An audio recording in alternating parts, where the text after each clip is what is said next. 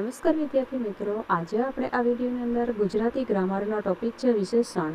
તેના વિશે વિસ્તારથી આ વિડીયોની અંદર આપણે શીખીશું. સૌથી પહેલા વિશેષણની વ્યાખ્યા જોઈએ તો નામ કે સર્વનામના અર્થમાં વધારો કરે તે વિશેષણ. જે નામને સર્વનામના અર્થમાં વધારો કરતો હોય તેને વિશેષણ તરીકે ઓળખવામાં આવે છે. ઉદાહરણ તરીકે જોઈએ, દિવ્યા સુંદર છોકરી છે, જય હોશિયાર છોકરો છે.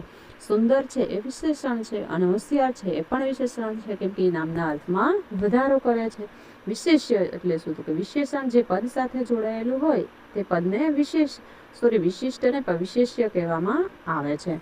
ઉદાહરણ તરીકે જોઈએ તો મીના શાંત છોકરી છે, મયંક પરિશ્રમી વિદ્યાર્થી છે. મીના શાંત છોકરી છે, શાંત છે એને વિશેષણ કહેવામાં આવે છે અને છોકરી છે એને વિશેષ્ય કહેવામાં આવે છે. મયંક પરિશ્રમ વિદ્યાર્થી છે, પરિશ્રમ છે એ વિશેષણ છે અને વિદ્યાર્થી છે એને વિશેષ્ય કહેવામાં આવે છે. એના પછી જોઈએ તો કે વિશેષણના પ્રકારોની ચર્ચા કરીએ તો કે સ્વરૂપની દૃષ્ટિએ વિશેષણના બે પ્રકાર પર છે, વિકારી વિશેષણ અને અવિકારી વિશેષણ. અર્થની દૃષ્ટિએ જોઈએ તો કે ગુણવાચક વિશેષણ, સંખ્યાવાચક વિશેષણ અને સાર્વનામિક વિશેષણ, પરિમાણવાચક વિશેષણ અને વિશેષણનું વિશેષણ એ અર્થની દૃષ્ટિએ એના પ્રકારો પડે છે. સૌથી પહેલા સ્વરૂપની દૃષ્ટિએ વિશેષણના પ્રકાર જોઈએ તો કે વિકારી વિશેષણ. વિકારી વિશેષણ એટલે શું? તો કે નામ, લિંગ અને વચન પ્રમાણે ફેરફારના લીધે જેનું સ્વરૂપ બદલાય તેને વિકારી વિશેષણ કહે છે. એટલે જેનું સ્વરૂપમાં ફેરફાર થાય એને વિકારી વિશેષણ તરીકે ઓળખવામાં આવે છે. ઉદાહરણ તરીકે જોઈએ આપણે તો નબળો બળદ, નબળી ગાય, નબળું વાછરડું, નબળું, નબળી, નબળું આ ફેરફાર થાય છે તો તેને વિકારી વિશેષણ તરીકે ઓળખવામાં આવે છે. અવિકારી વિશેષણ તો કે નામના, લિંગ અને વચન પ્રમાણે તેમાં ફેરફાર, સ્વરૂપ નથી બદલાતું, માત્ર એમાં ફેરફાર થતો નથી, જે સ્વરૂપ હોય એ જ સ્વરૂપ કરી એને અવિકારી વિશેષણ કહેવાય છે. સ્વરૂપ ન બદલાય તેને અવિકારી વિશેષણ કહે છે અને જેનું સ્વરૂપ બદલાય તેને વિકારી વિશેષણ કહે છે. ઉદાહરણ તરીકે જોઈએ હોશિયાર છોકરો, હોશિયાર છોકરી, હોશિયાર છોકરો. એના વિશે જે અવિકારી વિશેષણ છે, જો હોશિયાર, હોશિયાર, હોશિયાર ત્રણેયમાં સેમ જ રહે છે, કેમ કે એના સ્વરૂપ બદલાતું નથી, તેથી તેને અવિકારી વિશેષણ કહેવામાં આવે છે. અર્થની દૃષ્ટિએ વિશેષણના પ્રકારો જોઈએ તો સૌથી પહેલો છે ગુણવાચક વિશેષણ. તો જે વિશેષણના સંજ્ઞાના આકાર છે, કદ છે, રંગ છે, ગુણ છે આદિના અર્થમાં વધારો કરે તેને ગુણવાચક વિશેષણ કહેવાય છે. ગુણવાચક વિશેષણના કદ, આકાર, રંગ છે એ અલગ અલગ આવે છે, પણ મેં અહીંયા બધા છે એક જ વાક્યની અંદર લઈ લીધું છે.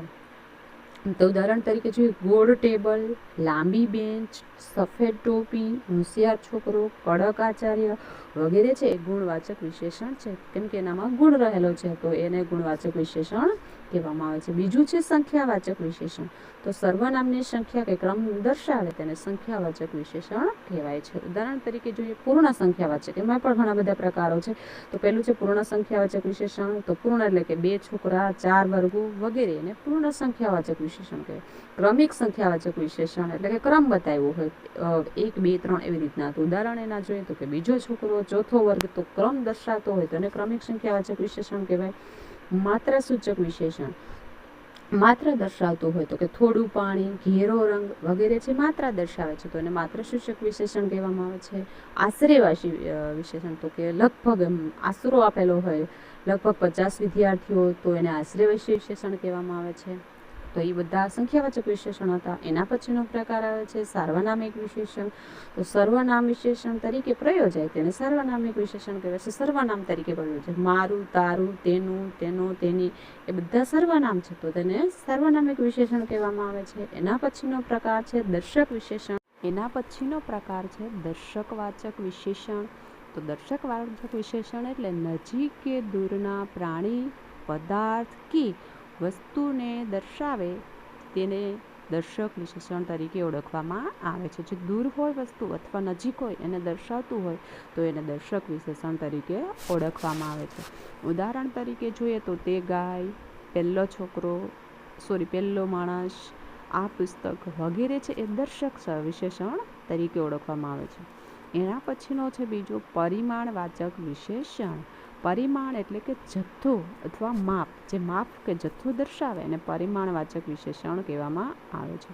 ઉદાહરણ તરીકે જોઈએ તો કે વિશાળ, અસીમ, અસંખ્ય, વિપુલ, અલ્પ વગેરે છે એ જથ્થો દર્શાવે છે શબ્દો છે, તેથી એને પરિમાણવાચક વિશેષણ તરીકે ઓળખવામાં આવે છે. એના પછીનો છે વિશેષણનું પણ વિશેષણ. ગુજરાતી ભાષાની અંદર વ્યાકરણની અંદર અમુક વખતે વિશેષણને પણ વિશેષણ લગાડવામાં આવે છે. તો એના ઉદાહરણ તરીકે જોઈએ તો કે તે સૌથી ઊંચું શિખર છે. શિખર છે કેવું છે તો કે સૌથી ઊંચું શિખર. સૌથી અને ઊંચું એ બંને છે વિશેષણ છે, એટલે એને વિશેષણનું વિશેષણ તરીકે ઓળખવામાં આવે છે.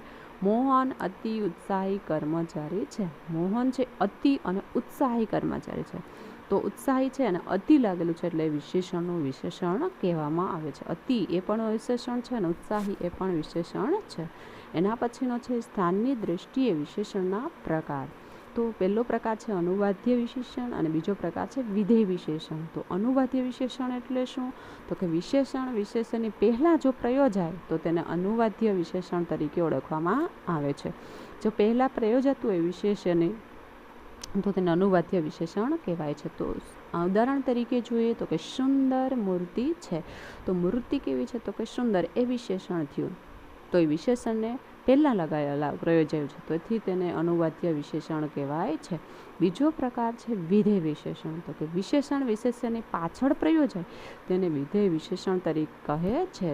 જો પહેલાં પ્રયોજાય તો એ અનુવાદ્ય વિશેષણ અને વિશેષણની પાછળ પ્રયોજાય તો તેને વિધેય વિશેષણ તરીકે ઓળખવામાં આવે છે. ઉદાહરણ તરીકે જોઈએ તે છોકરી રૂપાળી છે. તો છોકરી છે એ રૂપાળી છે. રૂપાળી વિશેષણ છે તો ક્યાં પ્રયોજાયું? છોકરી એ વિશેષ્ય છે અને રૂપાળી એ વિશેષણ છે, તો એ પાછળ પ્રયોજાયું, તેથી એ વિધેય વિશેષણ તરીકે ઓળખાય છે.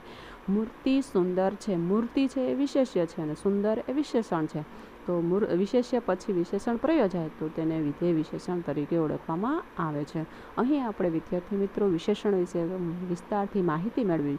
જો તમને આ વિડીયો પસંદ આવે તો લાઈક કરો, સબસ્ક્રાઈબ કરો, કમેન્ટ કરો અને બીજા વિદ્યાર્થી મિત્રો સુધી શેર કરો. Thank you.